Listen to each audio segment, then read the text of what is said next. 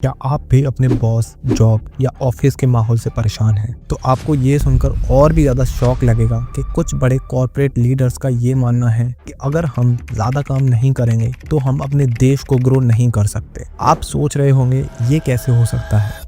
क्या आपके बॉस ने आपकी मेंटल हेल्थ के बारे में कभी सोचा? आज के टाइम में एक ऐसी सोच बहुत ज़्यादा बढ़ रही है और वो है अगर हम ज़्यादा काम नहीं करेंगे तो देश को तरक्की कैसे मिलेगी। लेकिन ये कंसेप्ट सच में किस तरफ जा रहा है?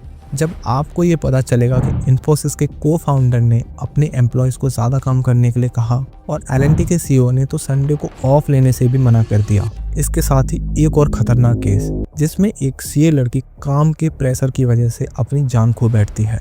और क्या वाकई में ये कॉर्पोरेट लीडर्स संडे को ऑफ जल्दी ही बंद करने वाले हैं? और क्या जल्दी ही हमें 12 से 15 आवर्स का वर्किंग टाइम देना होगा? इस वीडियो में मैं बड़ी बड़ी कंपनीज के बॉस और सीईओज की पूरी ब्लैक मेंटालिटी के बारे में बताऊंगा। इसके अलावा इस वीडियो के लास्ट तक आपको पता चल जाएगा कि कैसे अपनी जॉब और बॉस को हैंडल करना है, ना कि उनकी गुलामी करनी है। अगर आप भी ये जानना चाहते हैं कि ये ज़्यादा काम करने की सोच हमारे देश की तरक्की पर कितनी भारी पड़ सकती है, तो इस वीडियो को एंड तक देखिए, क्योंकि अगर आपने ये नहीं देखा तो आप बहुत कुछ मिस करेंगे जो आपको समझना चाहिए था। और इस वीडियो के लास्ट में मैं आपको इस वीडियो में यूज़ किए गए एडिटिंग मटेरियल और पीपीटी भी शेयर करूँगा।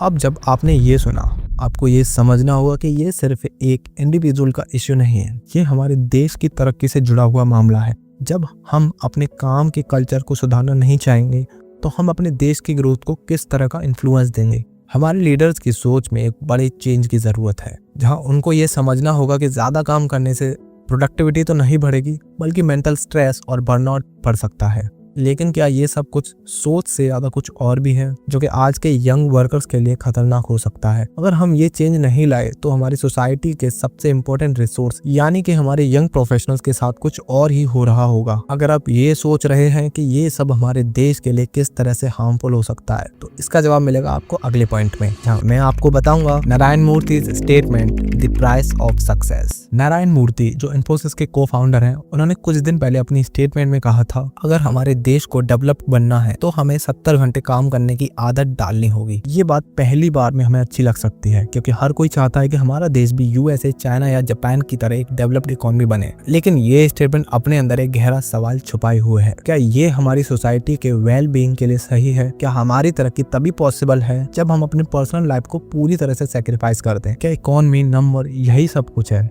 या फिर मेंटल पीस या स्पिरिचुअलिटी जैसा कुछ हमारे देश में है? इसका जवाब समझने के लिए हमें हिस्ट्री को देखना होगा। जैसे ही हम डेवलप्ड कंट्रीज की तरफ देखते हैं, वहाँ वर्कर्स को काफी ज्यादा काम करने की एक्सपेक्टेशंस होती है, लेकिन वहाँ की सोसाइटीज ने अपनी वर्किंग आवर्स और हेल्थ केयर पॉलिसीज को बैलेंस किया है। इसीलिए जब तक हम अपनी वेलबींग को प्रायोरिटी नहीं देंगे, हम सिर्फ नंबर्स के पीछे भाग रहे होंगे, जो कि इस तरह से कभी भी सस्टेनेबल नहीं हो सकते। और अगर ये ज्यादा काम करने का प्रोसेस हमारी ग्रोथ को स्लो कर रहा हो तो क्या हम सच में अपनी तरक्की में तेजी ला रहे हैं? ये सवाल हम आगे और एक्सप्लोर करेंगे, पर इससे पहले एक इंसिडेंट जो हमें हिला देने वाला है उसके बारे में जान लेते हैं। The death of Anna Sebastian, a shocking incident that exposed the dark side. Anna Sebastian एक 27 साल की चार्टर्ड अकाउंटेंट थी जो अपने करियर में काफ़ी आगे बढ़ रही थी। एना को अपने काम के प्रेशर की वजह से 16 से 18 घंटे तक काम करना पड़ता था। वो अपने हेल्थ और पर्सनल लाइफ को इग्नोर करते हुए अपने ऑफिस वर्क डिमांड्स को पूरा कर रही थी, जिसमें वो काफ़ी स्ट्रेस और इमोशनल बर्डन फील कर रही थी। एना का काम एक लीडिंग फाइनेंशियल सर्विस कंपनी में था,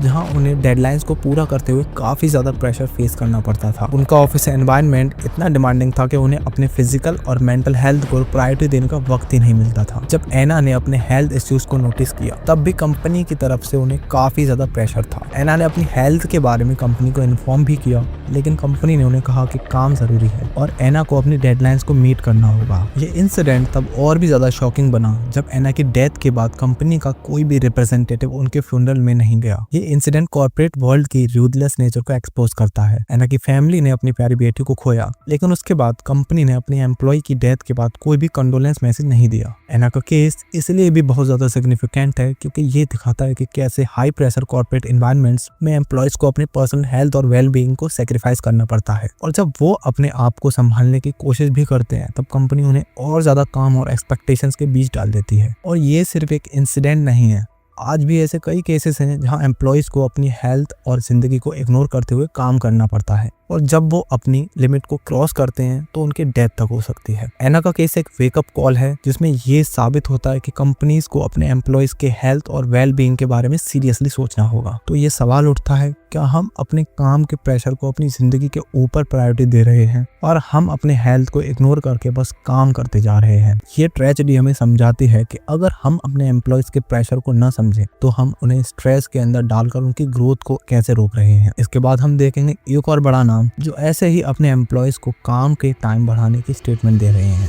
L&T CEO statement the 90 hours work week. L&T के CEO AM नाइक ने भी एक शॉकिंग स्टेटमेंट दिया, 90 घंटे काम करो, संडे का ऑफ मत लो। ये स्टेटमेंट हमारे कॉर्पोरेट कल्चर की एक हार्ड रियलाइजेशन है। काम की प्रेशर कैसे एम्प्लॉय की पर्सनल लाइफ को अफेक्ट कर रहा है। आज के टाइम में हम अपने काम को इतना प्रायोरिटाइज कर रहे हैं कि हम अपने पर्सनल रिलेशनशिप्स, मेंटल हेल्थ और अपनी क्रिएटिविटी को नेग्लेक्ट कर रहे हैं। ये कॉर्पोरेट कल्चर इस बात को नॉर्मलाइज कर रहा है, काम ज्यादा करो और अपनी पर्सनल लाइफ को सेक्रीफाइस करो। अगर हम दुनिया की सक्सेस स्टोरीज को देखते हैं तो हर सक्सेसफुल नेशन और कंपनी का एक कॉमन फैक्टर होता है, वो अपने वर्कर्स को ज्यादा काम के प्रेशर में नहीं डालते, वो अपने वर्क कल्चर को बैलेंस करते हैं। इंडिया को अगर सच में एक पावरफुल नेशन बनना है तो हमें अपने वर्क कल्चर को बैलेंस करना होगा, न कि अपनी पर्सनल लाइफ को सेक्रीफाइस करना होगा। लेकिन क्या हम सच में अपने वर्कर्स के लिए खुश और प्रोडक्टिव एनवायरनमेंट बना पा रहे हैं? आज हमारे पास एक और कॉर्पोरेट लीडर का थॉट है जो काफी गहरा है। गौतम अडानी जी ने इस पर क्या कहा था, चलिए उस बात को समझते हैं। Gautam Adani thought on work life balance. Gautam Adani ji का एक थॉट था, देश की ग्रोथ के लिए काम जरूरी है, लेकिन जब हम अपने एम्प्लॉयज को उनकी पर्सनल लाइफ और हैप्पीनेस से दूर कर देंगे तो हम अपने साथ साथ उनकी ग्रोथ को भी स्लो कर रहे होंगे। ये स्टेटमेंट हमें ये समझाता है कि ग्रोथ तभी सही है जब हर इंसान अपने काम के साथ अपनी पर्सनल लाइफ और हैप्पीनेस को भी मैनेज कर सके। जब हम अपने वर्कर्स को अच्छी वर्किंग कंडीशंस देते हैं, उनका इमोशनल वेल बीइंग ध्यान रखते हैं, तभी हम रियल ग्रोथ की तरफ बढ़ सकते हैं। गौतम अडानी जी ने जो कहा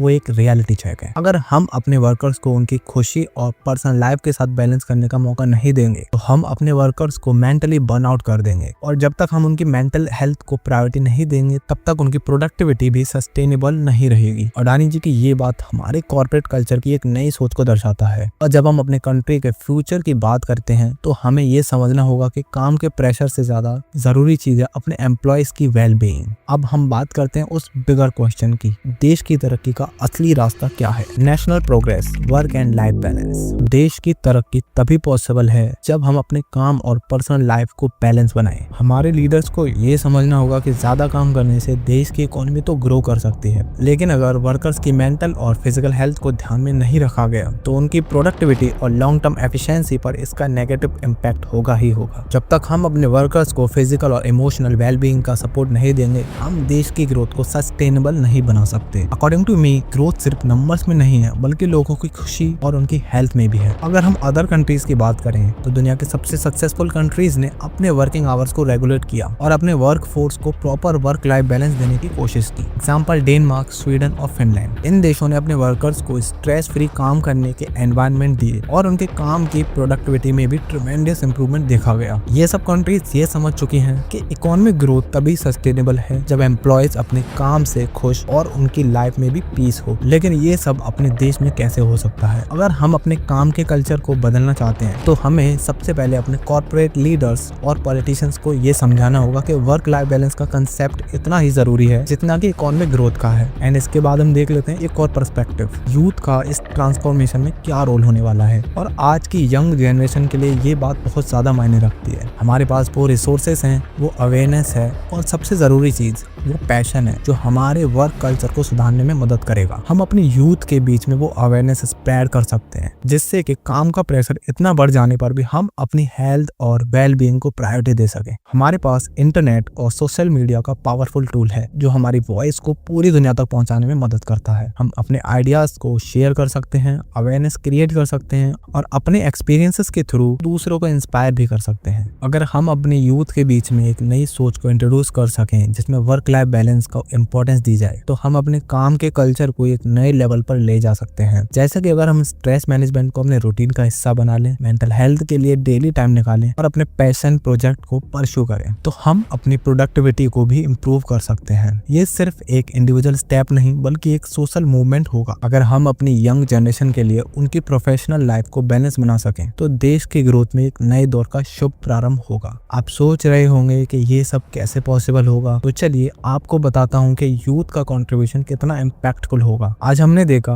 कि कैसे हमारे वर्क कल्चर और पर्सनल वेलबीइंग के बीच का बैलेंस ना होना हमारी पर्सनल और प्रोफेशनल लाइफ दोनों को अफेक्ट कर रहा है। हमें ये समझना होगा कि जब तक हम अपने काम की बाउंड्रीज को डिफाइन नहीं करते तब तक हम अपनी ग्रोथ को सस्टेनेबल नहीं बना सकते। हमारी सोसाइटी और इकोनॉमी तभी तरक्की कर सकती है जब हम अपने काम और अपनी लाइफ को बैलेंस कर पाए। अगर हम अपनी हेल्थ को सबसे पहले प्रायोरिटी देंगे, अपने रिलेशनशिप्स को वैल्यू देंगे और अपने काम को स्ट्रेस फ्री बनाएंगे तो हम अपनी प्रोडक्टिविटी को भी इंक्रीज कर सकते हैं। तभी आप देश की तरक्की में अपना योगदान दे सकते हैं। आज हमारे पास एक अपॉर्चुनिटी है अपने देश को एक नए और बैलेंस वर्क कल्चर में ले जाने की। हर इंडिविजुअल की रेस्पॉन्सिबिलिटी है कि वो अपने काम को बेहतर बनाए, अपने वेल बीइंग को वैल्यू करे और अपने कलीग्स और पीयर्स को भी इनकरेज करे। अगर आप ये वीडियो अभी तक देख रहे हैं तो आपका रोल इस चेंज में काफी इंपॉर्टेंट होगा। अगर हम अपने काम को अपनी हैप्पीनेस और मेंटल पीस के साथ बैलेंस कर पाए तब हम सच में अपने देश को एक बेहतर और डेवलप्ड नेशन बना पाएंगे। तो चलिए इस बात को हम आज सीरियसली लेते हैं और अपनी जिंदगी को एक नई डायरेक्शन में ले जाते हैं। और जैसा कि मैंने आपको बोला था लास्ट में, मैं आपको इस वीडियो का एडिटिंग मटेरियल पीपीटी शेयर करूंगा